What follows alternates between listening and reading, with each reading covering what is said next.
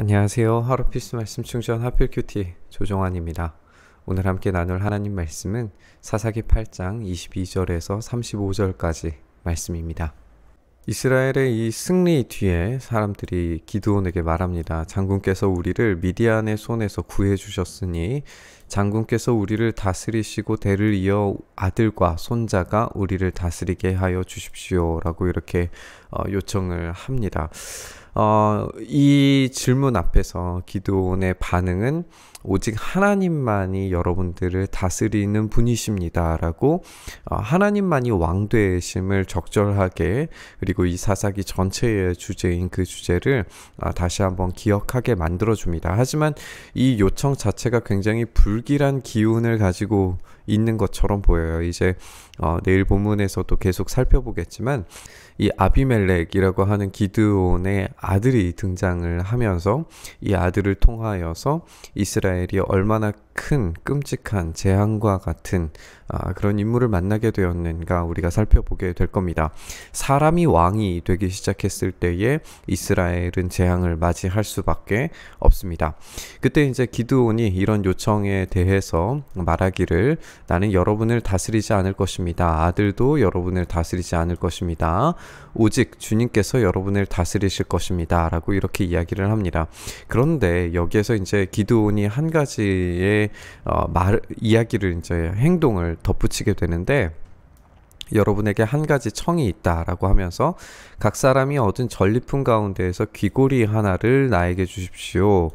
미디안군은 이스마엘 사람들이므로 모두 금고리를 달고 있었다라고 이렇게 부연을 합니다.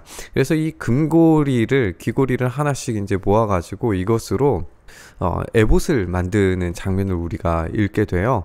그러면서 이제 사람들이 기꺼이 드리겠습니다 라고 하면서 겉옷을 펼치고 저마다 전리품 가운데서 귀고리 하나씩을 거기에다가 던지기 시작을 합니다. 그의 요청으로 들어온 금 귀고리의 무게가 금 1700세겔이나 됐어요. 그 밖에도 초승달 모양의 장식품과 폐물들, 미디안 왕들이 입었던 자주색 옷과 낙타 목에 둘렀던 사슬이 있었다라고 이렇게 이야기를 합니다.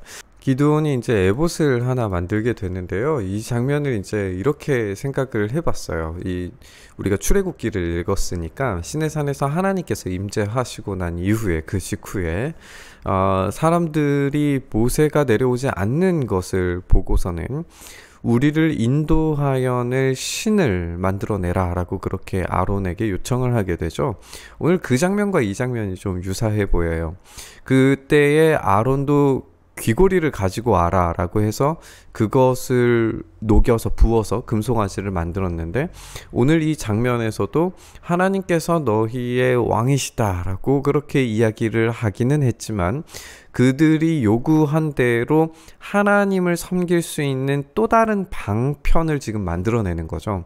그래서 이 에봇의 역할이 이제 제사장 역할이니까 마치 기드온이 왕은 아니지만 새로운 제사장으로서의 역할을 하는 것처럼 지금 보여진단 말이에요.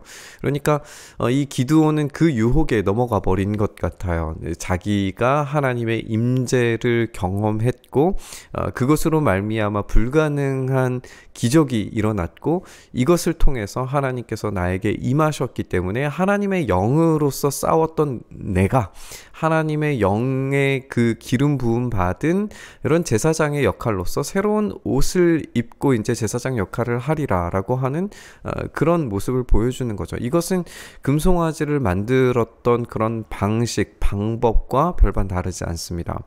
그때에도 이제 귀고리를 가지고 와서 녹여서 금송아지를 만들어낸 것처럼 오늘도 이 에봇을 만들어내고 있는 거예요. 그래서 하나님의 영이 아닌 이 승리의 갑옷을 입게 되는, 자기 스스로 만든 그 에봇을 입게 되는 모습을 우리가 보게 됩니다.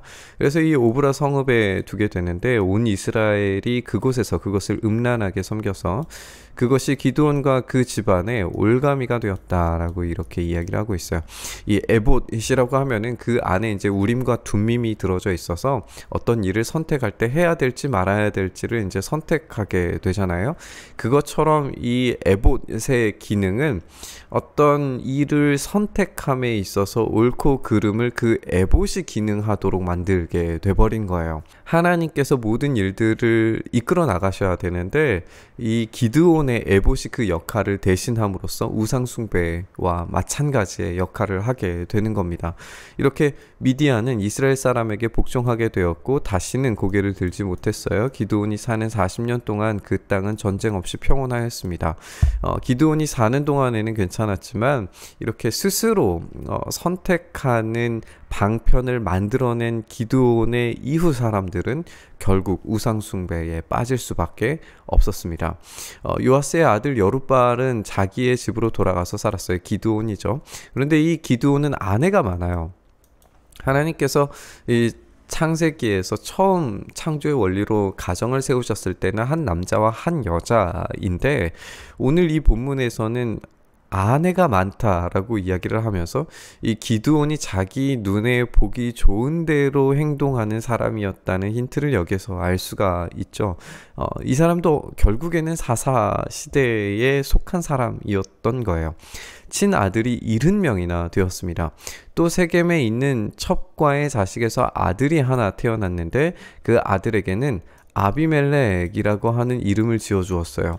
사실 이제 첩과의 사이에서 아비멜렉이라고 하는 이름을 지은 것도 참 의아합니다. 왜냐하면 이 첩은 본처의 아들 또 어떤 정당한 상속을 받을 만한 그런 아들이 아니기 때문에 굉장히 신분 자체가 이제 낮다라고 평가를 할 수가 있는데 이 아들에게 굉장히 특별한 사랑을 주었던 것 같아요. 이 아비멜렉이라고 하는 이름 자체가 아버지가 멜렉 왕이시다, 다스리는 자다 이런 뜻이거든요. 그러니까 마치 기드온이 왕이 된 것처럼 이 아들에게 그 사랑을 베풀어서 너의 아버지는 왕이다. 그러니까 어디 가서 주눅 들지 말고 네가 그런 신분에 그런 어려움이 있을지라도 왕의 자녀답게 살아라. 약간 이런 뉘앙스가 아니었을까 이런 생각이 들어요. 이게 사랑이었는지 아니면은 기드온의 욕망을 간접적으로 표시한 것인지는 알 수가 없지만 이 아비멜렉이라고 하는 인물이 가지고 있는 상징적인 의미, 그러니까 하나님만이 이스라엘의 왕이셔야 되는데 지금 너의 아버지가 왕이다 라고 그렇게 표현함으로써 마치 기드온이 왕처럼 행동하게 되는, 그래서 이 사람들이 왕이 되달라고 하는 그런 요구가 지금 이 아비멜렉에게 흘러가게 되는 이런 불운한 불길한 그런 일들이 이어지게 되는 걸 우리가 보게 될 겁니다. 요아스의 아들 기드온은 나이가 많을 때까지 잘 살다가 죽어서 아비에셀 사람의 땅 오브라에 있는 그 아버지 요아스의 무덤에 묻혔어요. 기드온이 죽으니까 이스라엘 자손이 다시 바알들을 음란하게 섬기기 시작을 했고 바알브릿을 자기들의 신으로 삼습니다. 이스라엘 자손은 주위의 모든 적으로부터 자기들을 건져내 주신 주 하나님을 기억하지 않았어요. 또 여룻바알이라고도 하는 기드온이 이스라엘에게 선을 베풀었지만 아무도 그 가족에게 은혜를 갚지 않게 됩니다. 기드온은 하나님의 임재로 승리했지만 곧바로 에봇을 만들고 아들의 이름을 아버지가 왕이시다 라고 그렇게 지음으로써 어떤 타락의 모습을 우리에게 보여줍니다. 하나님의 임재가 있던 시내산 앞에서 금송아지를 만들고 제사함으로써 스스로 하나님을 만들어냈던 이스라엘 모습과 오버랩되면서 이 기드온의 타락이 이 금송아지 사건과 닮아 있음을 우리가 생각을 하게 됩니다. 우리의 은혜는 늘 새로워야 됩니다. 한 번 하나님의 임재로 말미암아서 놀라운 경험을 한다고 해서 그것으로 끝이 아닙니다. 오히려 그 뒤에 더 잘해야 되는 걸 우리가 알게 되죠. 하나님의 임재가 늘 새롭게 갱신되지 못하고 내가 내 삶의 주인이 되려고 한다면 늘 언제나 그것은 가장 큰 올가미로 우리에게 작동하게 될 겁니다. 내가 내 삶의 주인이 되는 듯이, 내가 하나님의 계획을 마치 알고 있는 듯이 교만하게 행동하면은 우리의 삶은 이 올가미, 덫에 걸려 넘어질 수밖에 없어요. 우리는 이 함정에서 벗어나야 합니다. 늘 깨어서 날마다 새롭게 만나주시는 하나님을 경험해야 합니다. 그랬을 때 스스로 금송아지를 만들고 올가미를 만드는 일을 벗어날 수가 있습니다. 결국에는 끊임없이 죄죽임을 실천하고 하나님 앞에 서 있는 모습으로 살아냈을 때에 믿음의 전수, 다음 세대의 믿음을 전달해주는 일이 가능해집니다.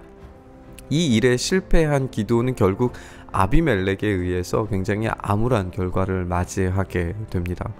승리한 결과에 우리가 연연하지 말고 날마다 새롭게 하나님을 만나는 그 믿음의 사람들이 될 수 있었으면 좋겠습니다.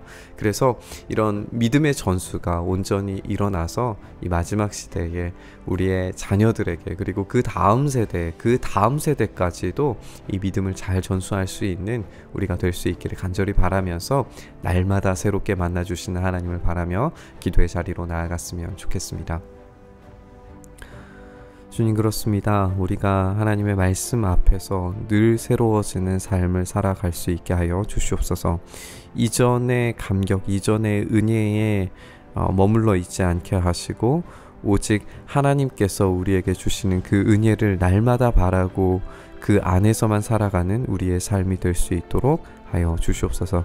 그렇게 우리의 삶을 붙드시고 인도해 가시길 간절히 소망하며 우리 주님 예수 그리스도의 이름으로 기도드리옵나이다. 아멘.